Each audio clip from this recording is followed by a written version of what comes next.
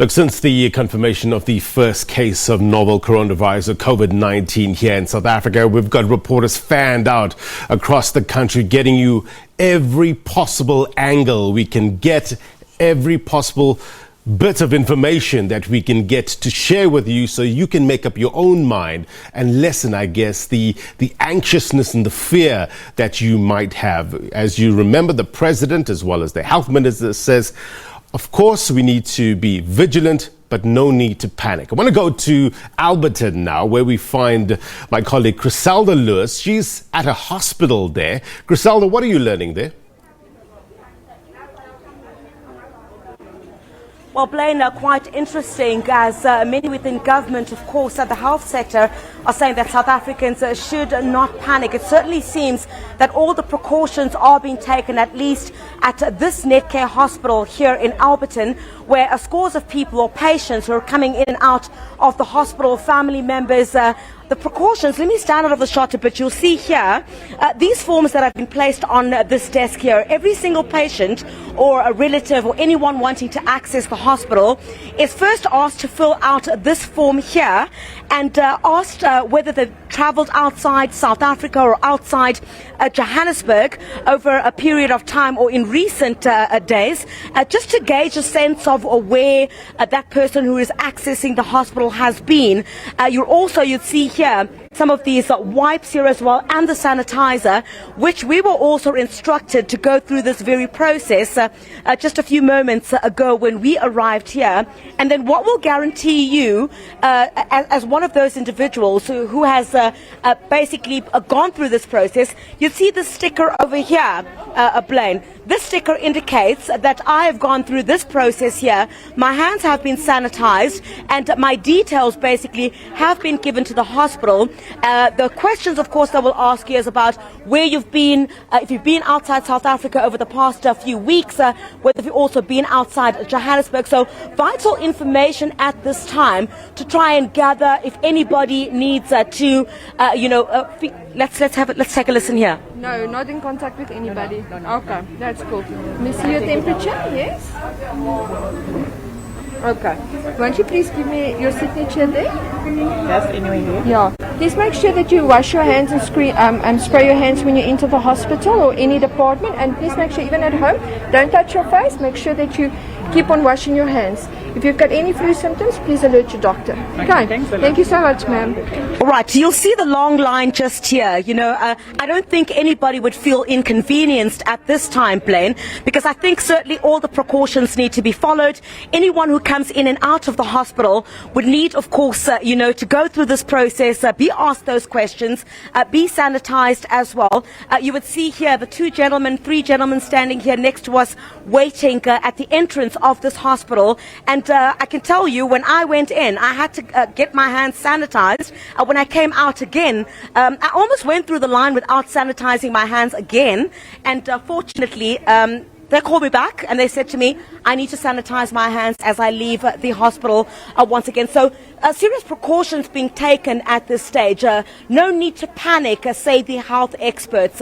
All the precautions are being taken. We know that the health minister, as well in Kize, will be in KwaZulu-Natal, starting in Hilton, of course, where he will be addressing a press conference there. We'll get further details about exactly where we are as South Africa at the moment. But I'm going to bring in Professor Wells towards my direction here. Professor Wells, Mike Wells, is the president of the Emergency Medicine Society of South Africa. Professor, thank you very much indeed for your time. Look, first case of the coronavirus here in South Africa. Is there a need to panic?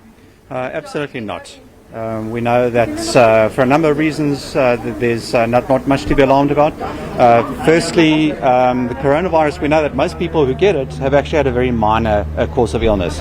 So it's certainly not something that the average person has to worry about too much. Most people will have mild cold or flu-like symptoms.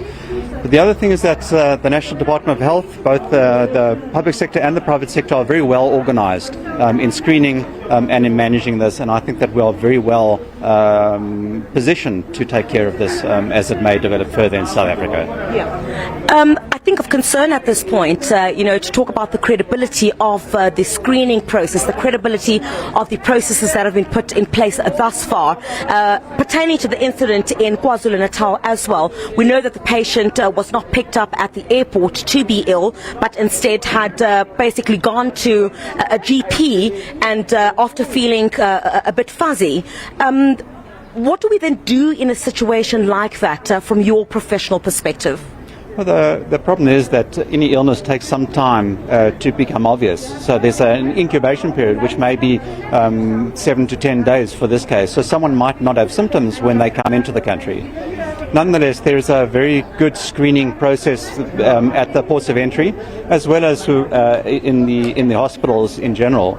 We're encouraging the general practitioners and the doctors out there to be aware of this, and I think that's what you're doing, is making this aware, making people aware, which is great. And there's a very good screening process so that we will pick up people who might have this. Yeah. And in terms of the safety of doctors, who will be in the front line of, assisting if there are more cases that come up, is there anything that you have had a discussion about in particular as, the Emergency Medicine Society of South Africa, how they too will be protected? Well, the hospitals, both public and private sector, have very well developed protocols about what should be done with patients who are suspected to be positive. So we have all the personal protective equipment that's required, and so doctors know to use that and to protect themselves. And it is a problem if doctors become exposed, because then they have to self-isolate. And that does reduce the number of doctors that are available to care for patients. But there are good policies in place, and that should assist.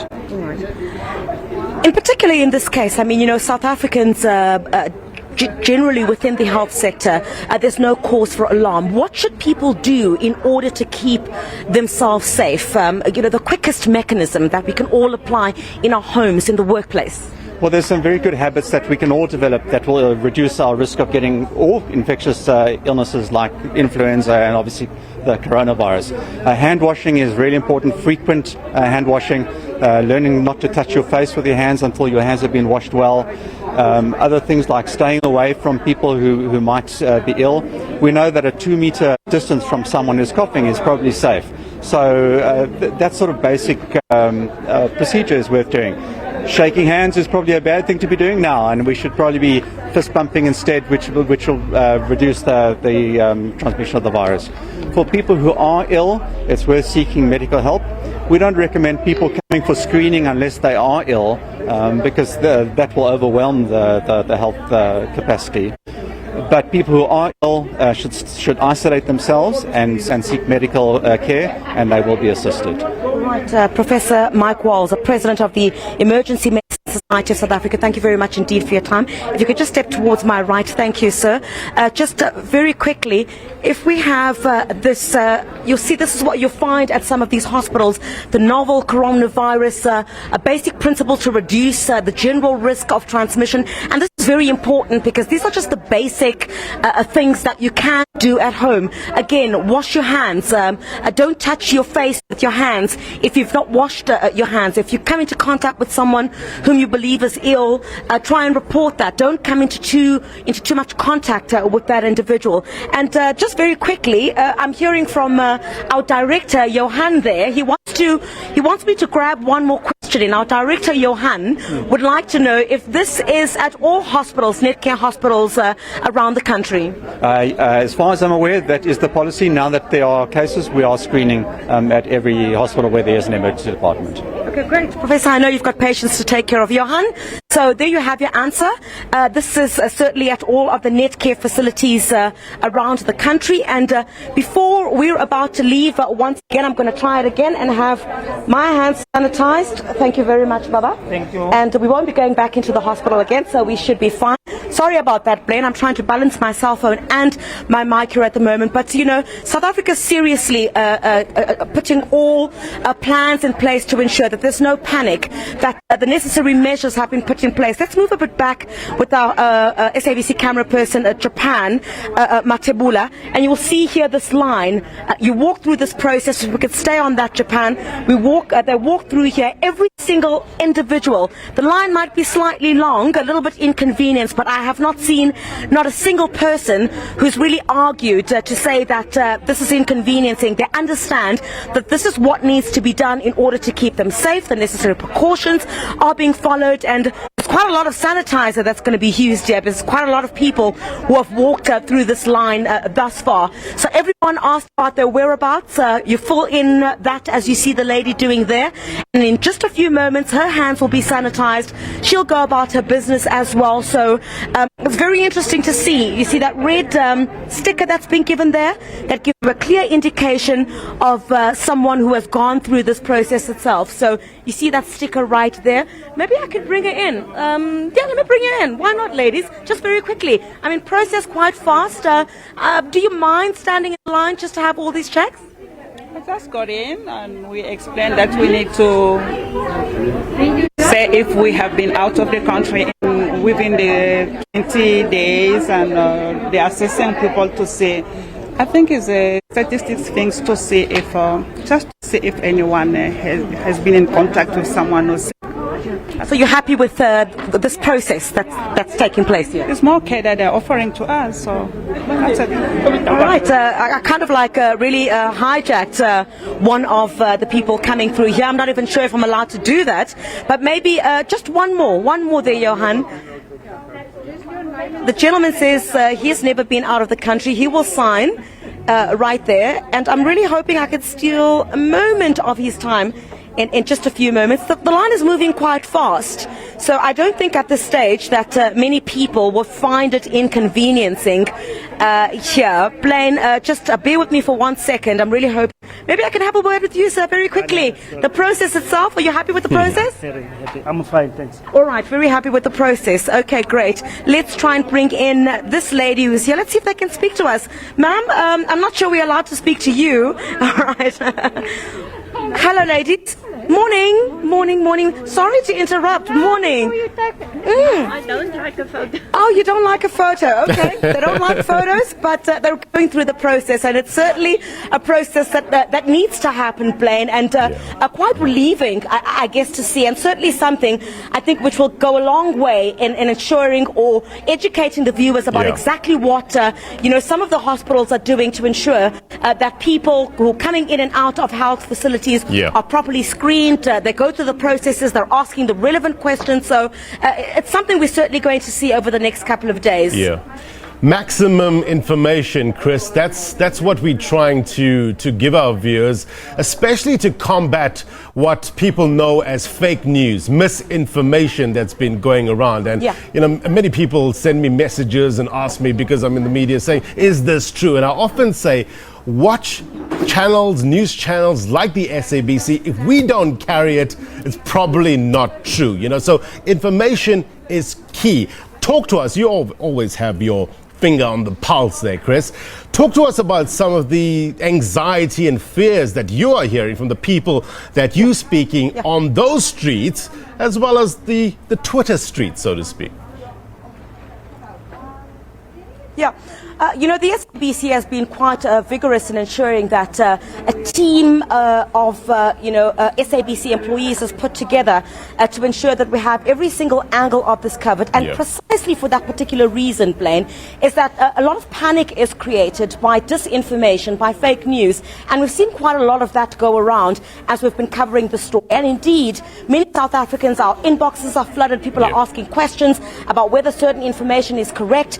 We've had to really work over time to try and get the right information out, because it's very easy to create panic, and we know that our responsibility as broadcasters is also to ensure that we get the right information out, and that South Africans are certainly educated about what is and what is not. So part of that certainly includes exactly what we're doing here today, is that we also need to be responsible in the manner in which we report this, and try to cover it as responsibly as possible, but getting all the required information out to South Africans who would otherwise be seeing other things on social media, that creating panic as well. So, I mean, scenes like these, for example, which would really give you relief, about measures that have been put in place. One of the questions, Blaine, you would recall, often they've been asking, is South Africa ready? Are the hospitals ready? You see the men in blue here are not even safe from the screening process. They too are going to have to go through the process. So it certainly seems like the seriousness with which,